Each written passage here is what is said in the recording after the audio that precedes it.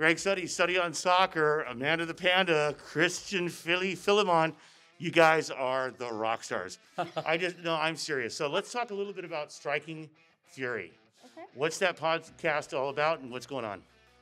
Well, that podcast is, right now it's all about Ontario Fury, just trying to, do our best to kind of bring awareness to that club and the sport in general. So Right. The fun thing is right now this podcast isn't just about that. It's actually about the playoffs. It's about everything that's going on with MASL in this current environment.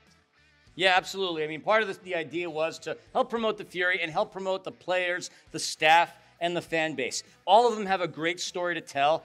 At this point, nobody was doing it for the Fury, so we decided to take the mantle because we love the indoor game and we love coming out to Ontario despite 120 minutes sitting in traffic. We love it that much that we're here. So they have a compelling story to tell, and we wanted to be the ones to do that. That's outstanding. So we come up from Escondido, so it's like 120 miles or something like that. And it's like a 2-hour drive in traffic on Friday afternoon. Oh, And it was terrible yeah, today. that was crazy. It was awful today. My son is our cameraman over there, and he came up to Encinitas, and he's coming up the other route, and it's the same thing. It's crazy. Yeah. Friday afternoon, but that's the commitment we make for the game. 100%. Absolutely. Yeah, and definitely. that is how awesome this game is that commitment that we make for the game. So let's talk a little bit about, first off, a couple of nights ago, the Ontario Fury played the Dallas Sidekicks, and that was a little bit tougher of a game than I think most of the Fury fans expected. We said it when we were chatting earlier on in the day, like Rocky Balboa, anybody's got a chance. Yep. And the Dallas Sidekicks, you could say maybe they punched above their weight class. They made it a fight, and it was awesome. And at one point, as a Fury fan, you're thinking, I don't know what's happening right here. This is kind of strange, but thankfully, being the homer that I am, the Fury pulled through, but Dallas gave one a heck of an effort. Yeah, I was going to say, I was sitting at home watching the game because I unfortunately couldn't make it. It's a little hard for me with work and everything to come out here and make that drive when I'm a nurse, so I work long hours. But I was watching it, I was following it, and yeah, I mean, there's a few points where I was like, get a little nervous. Right. And I don't like that. Exciting games are fun unless it's your team in the playoffs. Well, and it was 9-7 for a final score, and it actually wasn't even that distant. It was a closer game than that score, which is a close score. Indicates. I mean, it was a tough game. They came back, Dallas came back. So tell me, what are your thoughts going to Dallas for the Fury playing in Dallas because they got the mini game? So Dallas has played better at home. They've gone out on the road, and they've had their instances where, they've had their 13-4 lopsided losses. But they have played better at home, and their one win is at home. They do play better in the Allen Event Center. But at the end of the day, look, it's still anybody's opportunity. It's still anybody's shot. The Fury can go out there, take care of business there. They have a pretty good road record as well. Why? Because they spent the majority of the season on the road. So there's no reason to think anything's going to happen otherwise. But, of course, it's the playoffs. You never know. That's right. 100%. All right, what's happening tonight? The San Diego Sockers are playing the Tacoma Stars, and the Tacoma Stars are the home team, if there is a home team here in Ontario between those two teams. Exactly. But yeah, so these two teams are battling for that place and in Kansas City for the semifinals. What's outstanding about this is that these two teams know each other. Yep. Talk a little bit about that. I mean, we all know that they are fierce rivals. They have a huge history. They're coming into these playoffs dead even as far as, their records with one another. Sure. I think we're really going to have a great matchup tonight. I think it's going to be an exciting game. I don't think they're going to leave anything on the table, and I think we're all in for a real treat when it comes to games tonight. It should be exciting. Had the Stars not pulled out that overtime win, that would have been 2 straight regular seasons where they went without a win against the San Diego Sockers. Right. So there's that playing against them. But at the end of the day, to climb, and I'm going to give you a snippet of what I'm going to say on the broadcast, to climb the Mount Rushmore of the MASL, to be the man, you got to beat the man. I'm going to steal some lines from Ric Flair right now. There we go. Both of these teams want to be that styling and profiling, limousine riding, private jet flying, kiss stealing, wheeling and dealing, sons of guns. In order to do so, they got to beat the man. For the Sockers, the Stars are the man. For the Stars at this point, the Sockers are the man. They got to go through, and all that matters is tonight. And one more line, if I could steal from Ric Flair. Woo! It's playoff time, baby. Oh, that's so fun. Well, would you agree that both of these teams that are playing tonight have underachieved from what was expected coming into this season? I mean, they had loaded rosters, and their records didn't really show that. So what do you got to say about that? So if you're a chef and you're cooking some stew, you could add all these fantastic ingredients. This guy. The oregano, the sriracha, the avocado, the cucumbers, the squash. Unless you taste it, you're never going to know what the heck's going to happen. You might have to stir it around a little while and add that extra little bit of seasoning. For the Sockers, Tavoy Morgan could be that extra bit of seasoning to help propel them. In the short amount of time that he's been there, he's already scored 3 goals. But the difference maker, the fact that they were able to put 9 goals on the board against the Sidekicks, Craig Childs. 3 goals, 2 assists, 5 points. You get Craig rolling. Absolutely. Lights out Tacoma. All right, so nobody ever accused this guy of not having a personality. Or a lack of anything to say, ever. I'm just going to throw that out there. I try to get a word in every once in a while, but... You looked at me, I had to do it. He stole my line. I was totally going to talk about Craig Childs, and definitely a difference maker. Right. And, but we could hear you say woo. Woo! There we go. Charlotte Flair style. She did that better than you. Of course she did. Thank you. She does everything better than me. This girl can make a Walmart bag look good. Anyways, that's not what they're here for. Wait, okay, so this is the beauty of what I do, okay? So this is truly, honestly, guys, this is the beauty of what I do. I've only met these guys somewhat recently, but getting the personality, getting the just the rapport back and forth, having that kind of connection, and having that thing open up. And I just love you guys. Just Feelings mutual. Yeah, just throwing it out there and being yourselves.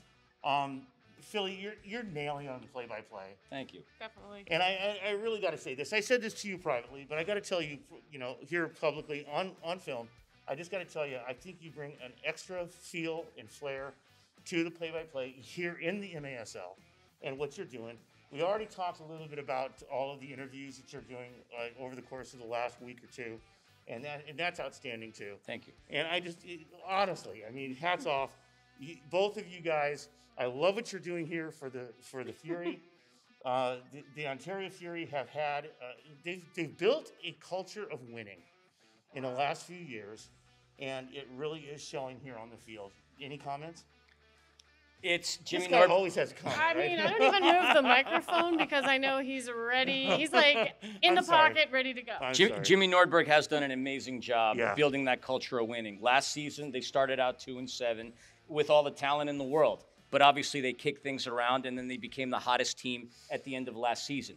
In my humble opinion, the only thing that beat the Ontario Fury last season was COVID. Yeah, right. That was it. Had COVID not happened, I don't have any doubts that a Newman Trophy would have been hoisted and we would have had a championship banner in the rafters right alongside the Ontario Reign. But you see it, you feel it. Those boys grind. We've been to practice at the Y. They hustle their tails off. And the most important part is everybody gets along. The additions of people like George De Leon and of course, Berto. Like you figure, like people coming who have their accolades at other clubs. How are they going to fit in with these boys? They were welcomed with open arms, and you can see it. George De Leon, he meshed well right off the bat. Berto's been playing outstanding for us. So that culture of winning, these players want to come here because they see what's going on. Plus, at the end of the day, the weather's pretty nice out in Southern California. It's pretty nice here in Southern California. I drive up here, and there's the palm trees with the mountains in the background in Ontario. So it's pretty nice. All right, here's the tough question, okay? There's going to be a lot of fans, MASL fans, whose teams did not play this season, who are going to argue that this championship, whoever wins it, isn't legit. What do you got to say? So, go ahead. Really? Go ahead. You got this. Am I here right now? It's funny because, we've heard that all year and all in 2020 with the Lakers, with the Dodgers and everything. We always heard, it doesn't mean anything. There's like a big asterisk on this season. But, to that, I also think it's also one of the hardest times to really play in. I mean, it's unprecedented. There's a lot of things that these guys are going through protocol-wise and, just across the league, the environment that they're having to play in without fans on top of that, like no home field advantage. You're not getting the same kind of experience. So to that testament, it's totally different. And, harder or not, I don't think that you can say that it doesn't mean anything at the end of the day because, these guys are working their butts off. They're going through everything that they need to. They're still practicing. They're playing. And at the end of the day, they're coming out, the winners of the teams that we do have. And, yeah, we can't wait for it to be, packed stadiums. Of course. All the teams there and really see what happens. But I don't think anybody needs to count this season out because, again, these situations are terrible. I'm sure everybody in this league has probably had someone who's affected, even, just sickness or in death by COVID. So mentally, you know that these guys are thinking about a lot of things. They're thinking about the precautions that are being put in place for a reason. So, yeah, I think we need to squash all that and just say, listen, let's be thankful we get to watch these boys play at the end of the day. Chris, you know what you got? I mean, if that's a tough act to follow, she's right. And I want to echo the words of Ian Bennett. He said, despite the fact that there's 7 out of the 17 teams there's a lot of talent, and a lot of these rosters are loaded with all-stars. I mean, it's an all-star game all across the field. So if that doesn't make it harder, I don't know what does. But Panda hit a home run with it. They're dealing with the risk factor. They're dealing with the COVID factor. Right. Something hopefully we'll never have to see or deal with again. That takes its mental toll. Yes, they're athletes. They're paid to do something that we wish, but they're human beings. They've been affected. We've been affected. Our condolences to the Fascio family, a family that we know closely. We had Mo who passed away on Saturday. We all know people that have passed away. We still have a league. Shout-outs to the owners that are still allowing this to happen. Shout-outs to the players that are participating in this. It's been fun. It's been a shortened season, but you can't tell me it hasn't been exciting. All right, so on that note, though, I mean, a lot of players have come on loan. Some have actually changed, teams officially, but a lot of them have come on one-year loans. And they've loaded the rosters. I mean, we have all-star teams on almost every team. And so, I mean, maybe every team. Right. So how can one, not you, but one, how can one not argue that this is sort of an all-star season? It is an all-star season, but it's a season. Asterisk or not, it doesn't matter. You can talk about the Tour de France. If everybody's doping and there's still a winner, it's still the case. That's funny. And this is what the story is right now, and this is what we have to accept. Forget the asterisk part. Again, these boys are doing what they're doing. Also, we started off with an all-star game in December of 2020. We're going to end with an all-star game, one way or another, and I don't care. What people are going to complain, and people are going to appreciate. You're going to have people in both sides of the barn.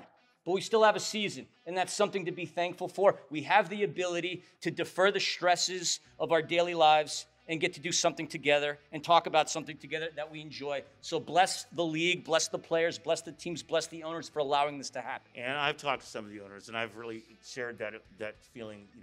The owners, the 7 owners that have made this happen. And I'm not throwing anything out there about the. We all understand why and appreciate why. The owners that didn't choose to play this season didn't do so, and there's no complaint there. But those 7 that did so really made this thing happen, keeping the game in the face of the fans on the pay-per-view, and it's really been a huge experience this season. Sure. I mean, we've opened this game up to so many people just by telling them how to watch these games because right now, there's not a lot going on sports-wise that we can all watch, and we're like, hey. Check this out. Check this sport out. And, a lot of people back home, from where I'm from in Indiana, we've opened this game up to and they've watched it. And that's exactly why we started doing what we were doing, was to really get this league some exposure. Not just our team, but the league in general, because it's exciting. It's fun. And once people understand that and they know that, I think it could really be something big. And, I think there's a big future here. Yeah, I agree. And I've been following this game since 1979.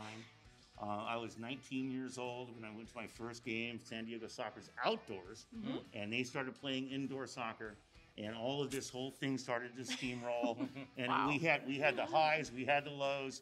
We've got all these failed leagues, failed teams, but we have the MASL today, and this league seems to be going forward, and there's a lot of powerful owners behind it. Yep. And so Philly. Rocket in the booth tonight. Thank you, sir. I'm excited. Panda, are you going to be out there? You might see me on the sideline tonight. Okay. Yeah, all right. Well, this has been a great conversation. I really appreciate just the work together here in the conversation. 100%. Thank you for having us. You guys are awesome, man. Yeah, definitely. No, you're awesome. It's an honor. And by the way, we need some Suttie on soccer gear because I see you got some Striking Fury gear. We want to promote Suttie on soccer the same you're doing Striking Fury. By the way, next week I'm bringing, or 2 days from now, not next week, 2 days from now, I'm bringing all of my stickers up here. Yeah. Just to throw them out here, we'll too. We'll paint them all over LA. Definitely. God bless you guys. Thanks so much for joining us. Thank you. All right. Thanks, guys.